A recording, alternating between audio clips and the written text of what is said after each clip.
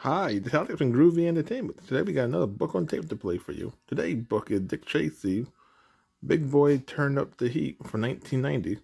So let's get started.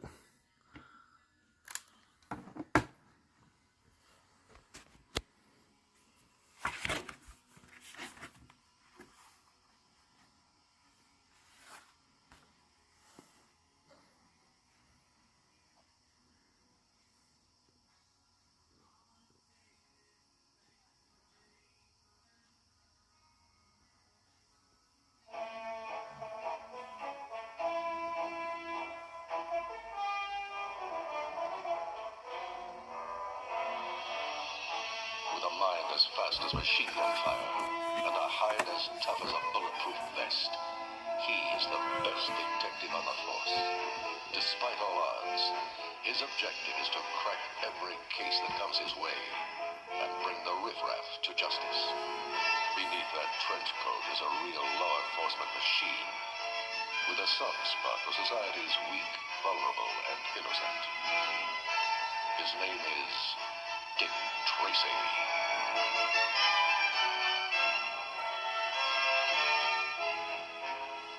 In a deserted garage, on the wrong side of town, 5 ugly men play poker. Their strange, twisted bodies are reflections of their names. Shoulders, Stooge, the rodent, the brow, and little face. 6, possible straight. Queen, pair. 9, no help. Well, little face, you in or not? The card players dive for cover as a black sedan crashes through the garage door.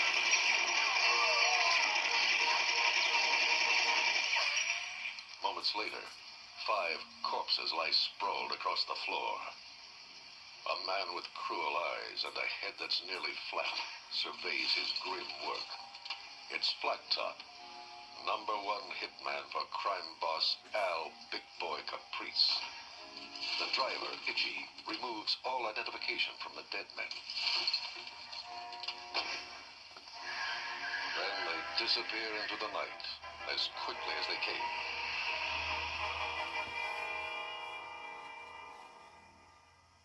Across town at the Opera House, there's an unearthly shriek. It's a high C. A fat soprano waddles across the stage. In the audience are a very bored police detective, Dick Tracy, and his girlfriend, the radiant Tess Trueheart.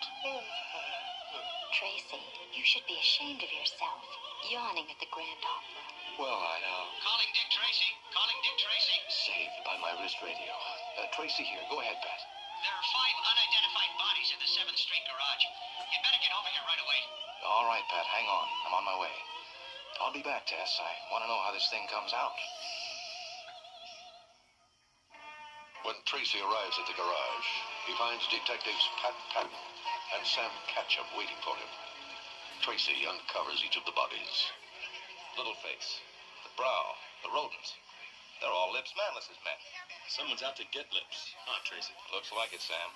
Tracy barks out instructions to a team of lab technicians. I want a photograph of everything, and don't get artistic. Right, Tracy. I'll take one of these empty shell casings along. Gotcha. Gotta get back to Tess, boys. Handle things here. All right. Tracy rejoins Tess at the Opera House, where he suffers through another hour of high seas. Afterward, he and Tess stop by Mike's diner for a bite to eat. As Tracy opens the door, he's rammed in the stomach. It's a young boy, a street urchin, running for his life. An elderly gentleman charges out after him. He stole my watch! Grab that kid! He stole my watch!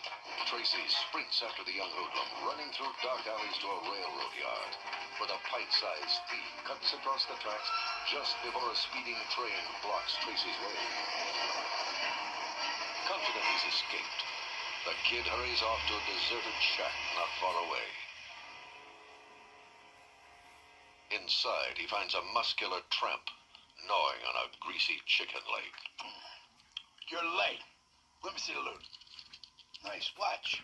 What else? That's all. That's all. Well, you little... A shadow darkens the doorway. Wide don't you try that on me, tough guy. Who are you, mister? Dick Tracy. I'm a cop. You're gonna be tough guy. Maybe you ought to learn how to fight. Tracy slaps a pair of cuffs on the fallen man and collars the kid. We're going downtown to jail. Come on, both of you. Let's go.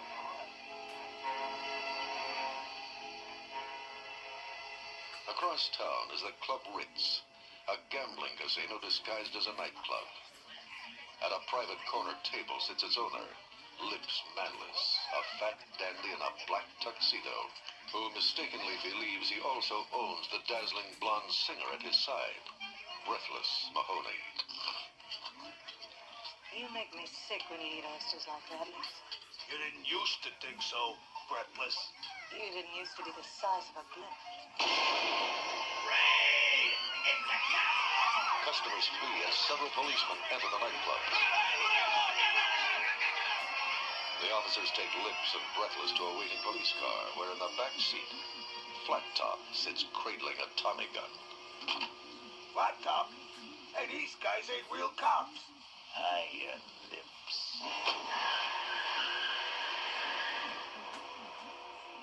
They drive to a warehouse in the harbor, where Big Boy Caprice is waiting, cracking walnuts with his bare hands. The thugs push Lips to the floor. Big Boy hands him a paper and a pen. Sign it. Club Ritz? With shaking hands, Lips signs over his club to Big Boy. You dirty Lips. You need a bed. Big Boy's men shove Lips into a large wooden crate. As the cement mixer rolls up, Big Boy takes a look at Breathless. You, me, you're mine now, see? Around me, you wear mink, or you wear nothing. Well, I look good both ways. Big Boy tips the mixer, and thick cement pours into the crate.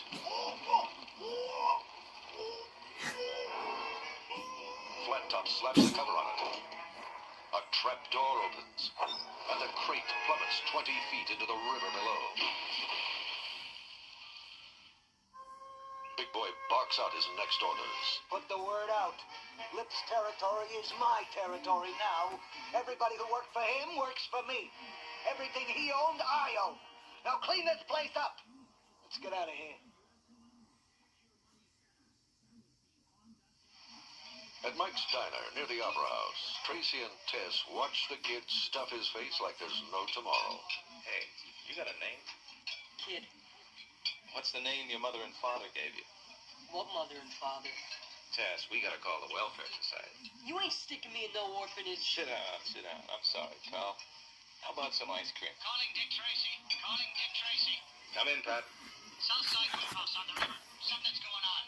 Better get down there fast. On my way. Wow, how do I get me one of those? Easy. Become a cop. Tess, I gotta go. Keep an eye on the eating machine, will you? Take it to my apartment or something. Here, this'll cover it. At the Southside warehouse, Tracy finds a blue sapphire earring and slips it into his pocket. Then he notices something else. Walnuts. Sam, get these fingerprinted. Pat, bring in Flat Top, Itchy, and the Mole. Bring them in. For what? I want to find Lips Manless. Fast. Pat quickly rounds up Big Boy's thugs, and under interrogation, the Mole spills the beans. Tracy secretly records the confession for later use. The information leads to the Club Ritz, where Big Boy is watching Breathless Mahoney rehearse a new number. My lover's gone. He's the one that I always adore.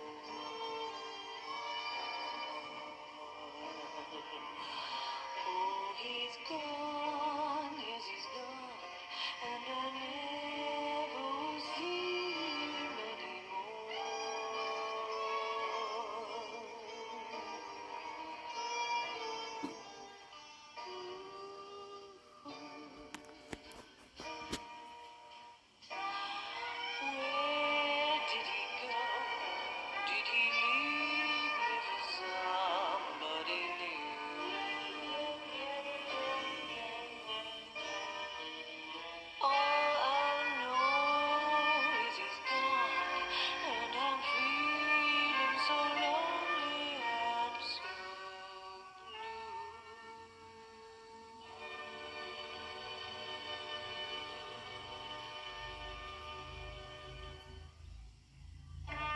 Tracy burst through the door, pushing Flat Top, Itchy, and the Mole in front of him.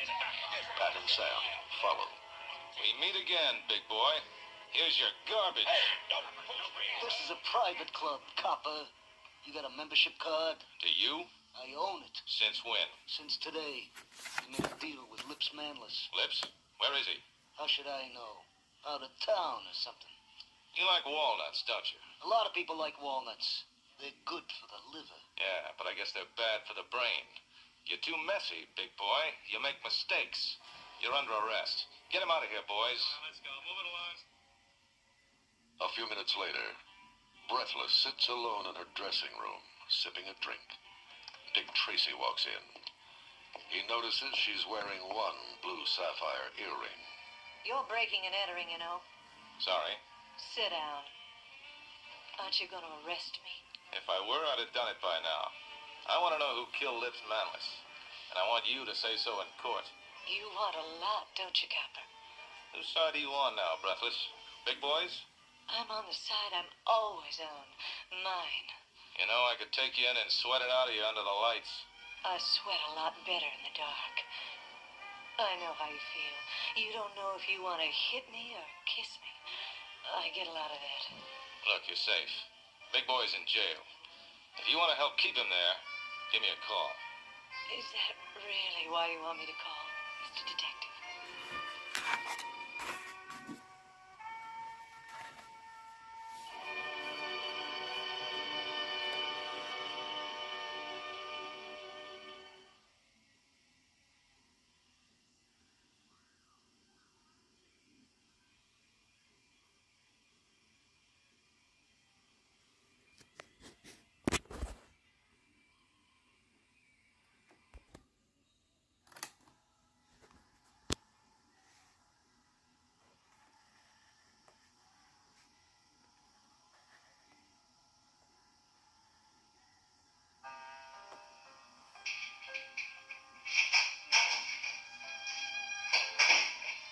Tracy returns to his apartment a short time later, where he finds the kid asleep in his bed. In the front room, Tess has nodded off in a chair. Tracy kneels beside her and gently touches her hair. Oh, my goodness, what time is it? 6:30. Thanks for taking care of the kid.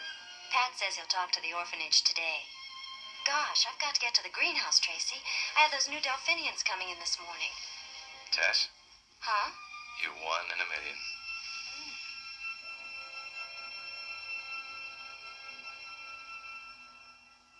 The next morning, Tracy gets some bad news at the police lab.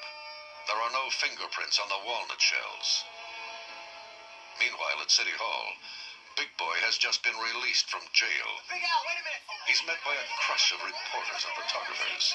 Caprice. Another case of police brutality, boys. It's lucky I don't bruise easy. Mr. Caprice, Mr. Caprice, do you intend to take legal action against the city for false arrest? Why should I blame the city for one man's doing? This Tracy character is unstable. The city should get rid of him.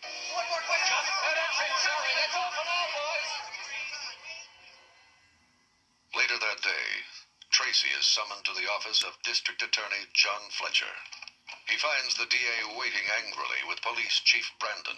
How can I support some crazy police detective beating up private citizens, kidnapping them, making false arrests, and throwing them in jail? Now hold on a minute, Fletcher. Chief, I'm a candidate for mayor.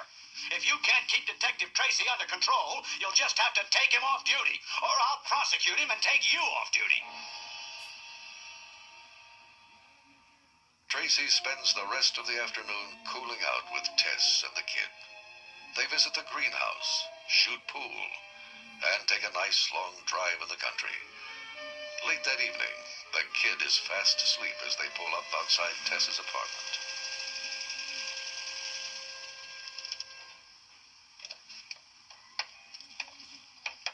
Tracy walks Tess to the door, fumbling to ask a question only she can answer.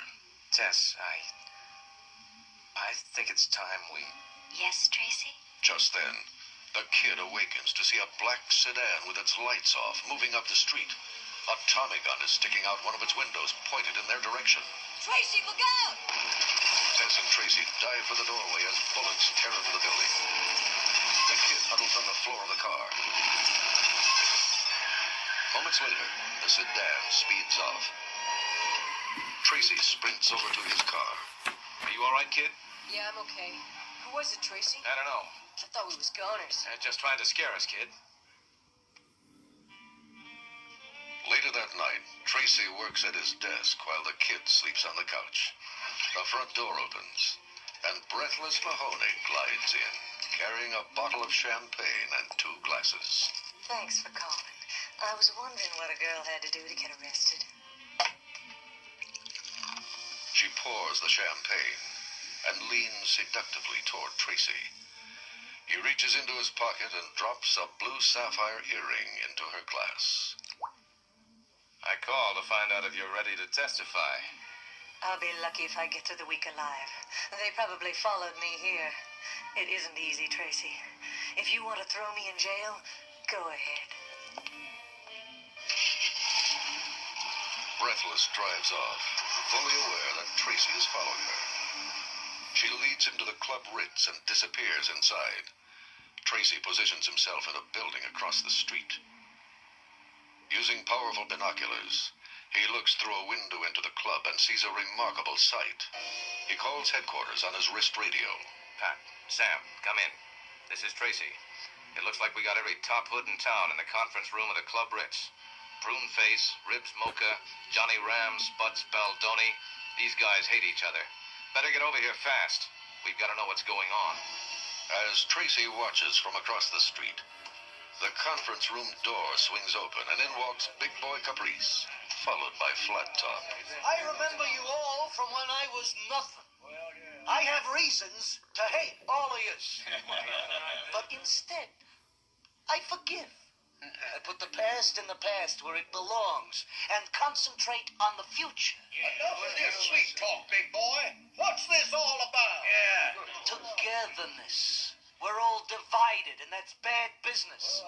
Split up, the cops control us. Cops. What do you mean? I mean, we form a corporation. You're all board members with me as chairman. Why you? Because I got the most guns. The most guns wins. Any more questions, Spaldoni? Nope. Just answers. Include me out.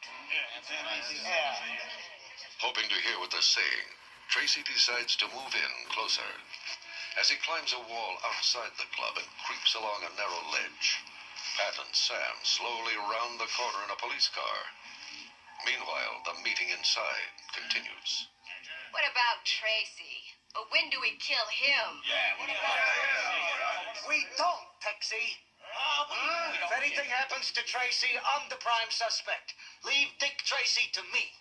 Spud Spaldoni rises and motions to his bodyguards. I got a good business. I'll take my chances alone. From his perch, Tracy sees Spaldoni and his men get into their limousine. A split second later, the car explodes in a ball of flames. In the conference room, everyone but Big Boy runs to the window. Very upsetting. Terrible. Tracy narrowly avoids being seen by the men at the window. He creeps to the edge of the building, jumps to a lamppost, and slides down to the hood of a parked car. When Pat and Sam drive past, Tracy leaps to the top of their car and holds tight as they drive away. From the shadows, a strange, disfigured man watches Tracy's every move. His face is nothing but a featureless lump of flesh. He is the Blank. The next morning, there's a knock at the door of Tracy's apartment. Tracy cautiously calls out. Who is it? I'm Mrs. Scaff from the welfare department. I believe you have a young boy here who belongs in an orphanage. Listening from the next room, the kid panics. He gathers his things and scrambles down the fire escape. Inside, Tracy confronts the welfare worker. Mrs. Scaff, if you'll leave the situation to me. But there is no welfare worker in the hallway. Only 2 ugly goons with guns pointed in Tracy's face. Flat Top and Itchy smile at their hostage. We don't want no kid copper. Get dressed. Outside in the pouring rain, the kid runs down the street, then turns to take one last look at the only home he's ever known. He shivers, but not from the rain. Flat Top and Itchy are wrestling Tracy out the front door of the building and into a waiting car. As the car pulls away, the kid darts after it.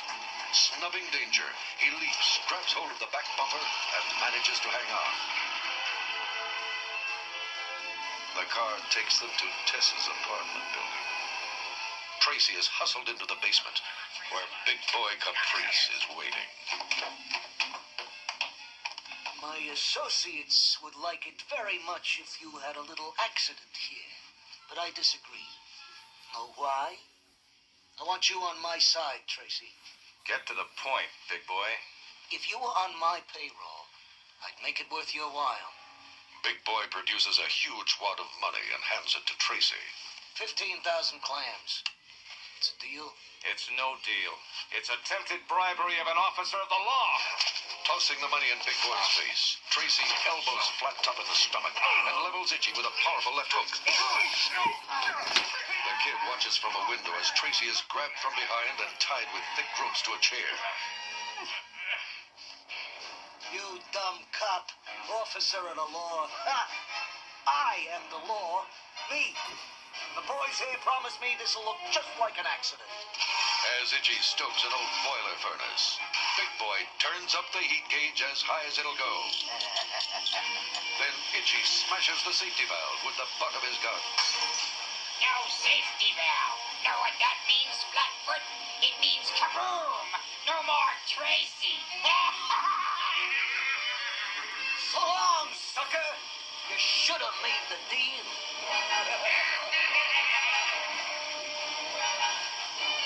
As soon as the kid is sure they've gone, he breaks the window and jumps into the basement.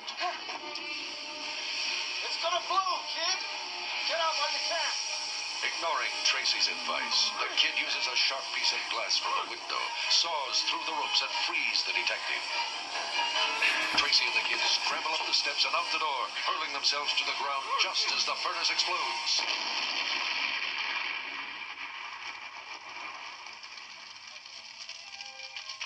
When the debris settles, they struggle to their feet, their faces black, eyebrows singed, clothes torn. Gee, Tracy, that was a lot of dough. You're all right, kid. You're all right.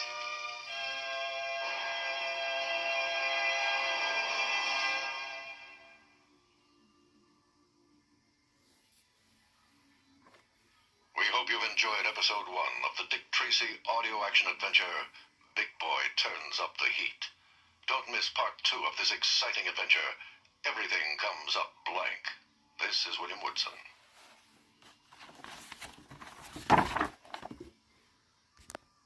So that was Dick Tracy, Big Boy Turn Up the Heat from 1990. So if you like, subscribe, share, and comment, and have a groovy day. We'll have another video coming up real soon.